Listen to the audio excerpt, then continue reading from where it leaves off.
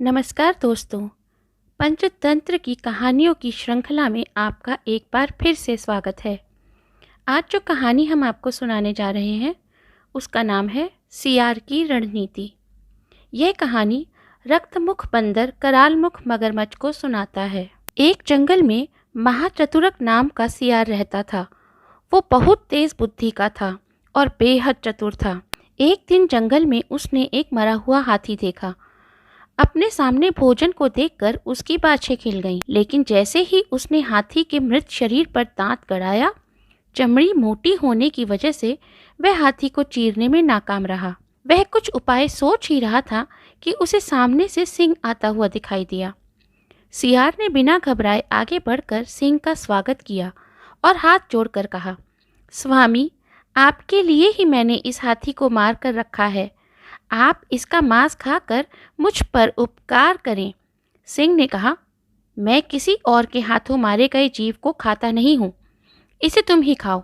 सियार मन ही मन खुश तो हुआ, पर उसकी हाथी की चमड़ी को चीरने की समस्या अब भी हल न हुई थी। थोड़ी देर में उस तरफ से एक बाघ आता नजर आया। बाघ ने मरे हाथी को देखकर अपने होठों पर जीभ फिराई तो सियार ने उसकी मंशा भांपते हुए कहा, मामा, आप इस मृत्यु के मुंह में कैसे आ गए? सिंह ने इसे मारा है और मुझे इसकी रखवाली करने को कहा है। एक बार किसी बाघ ने उनके शिकार को जूठा कर दिया था, तब से आज तक वे बाघ जाति से नफरत करने लगे हैं।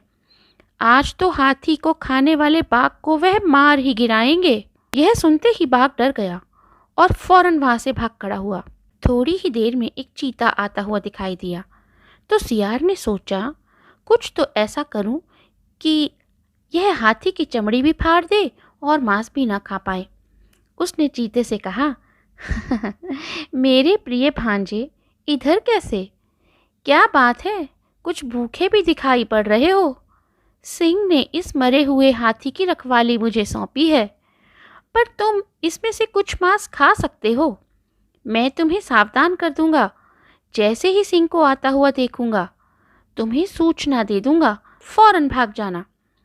ऐसे तुम्हारा पेट भी भर जाएगा और जान भी बच जाएगी।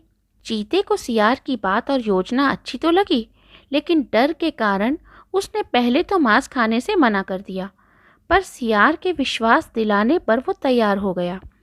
सियार मन ही मन प्रसन्न था कि चीते के तेज दांत उसका काम कर देंगे।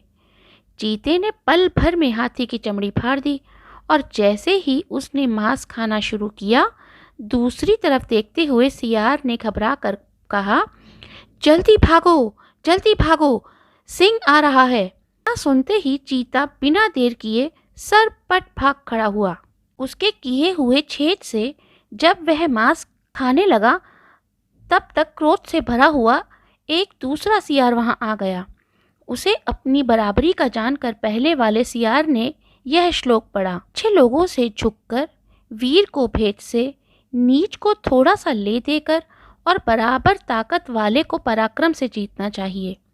बाद में उसने उसे अपने तेज दांतों से चीर कर मार दिया और बहुत दिनों तक हाथी का मांस खाता रहा। यह कहानी सुनाने के बाद रक्तमुख बंदर करालमुख मगरमच्छ से कहता है कि इसीलिए तू भी अपने सजातीय दुश्मन को लड़ाई में हराकर भगा दे, नहीं तो बाद में जड़ पकड़ लेने पर वह तुझे मार देगा। अभी है, गायों में संपत्ति की संभावना करनी चाहिए, ब्राह्मणों में तप की संभावना करनी चाहिए तथा जाति से भय की संभावना करनी चाहिए। तो दोस्तों, इस कहानी से हमें यह सीख मिलती है कि बुद्धि का बल शरीर के बल से बड़ा होता है और अगर सूझबूझ से काम लिया जाए तो कठिन से कठिन समस्या आसानी से हल हो सकती है। इसीलिए समस्या देखकर या खतरा देखकर घबराने की बजाय चतुराई से काम लें। तो दोस्तों, आपको यह कहानी कैसी लगी हमें कमेंट सेक्शन में अवश्य बताएं और अगर आपको यह पॉडकास्ट अच्छा लगा हो तो वीडियो को लाइक ज़रूर करें और शेयर भी करें। पंचतंत्र की अन्य कहानियाँ सुनने के लिए सीरीज़ के साथ जुड़े रहें। मिलते हैं अगली कहानी में। तो दोस्तों, इस कहानी को सुनने के बाद मगरमच्छ बंदर की आज्ञा लेकर अपने घर की ओर चला गया। वहाँ अपने घर में घुसे जलचर के साथ युद्ध करके उसे मारकर वह सुख से रहने लगा। अथवा ठीक ही कहा है, बिना पुरुषार्थ के मिली हुई लक्ष्मी अगर सुखपूर्वक भोगी जा रही है तो उससे क्या, भाग्यवश मिली हुई घास तो बूढ़ा बैल भी खा लेता है। तो इसी के साथ पंचतंत्र कहानियों का भाग 4 समाप्त होता है। भाग 5 की कहानियाँ हम आपके लिए जल्द ही लेकर आएंगे। धन्यवाद।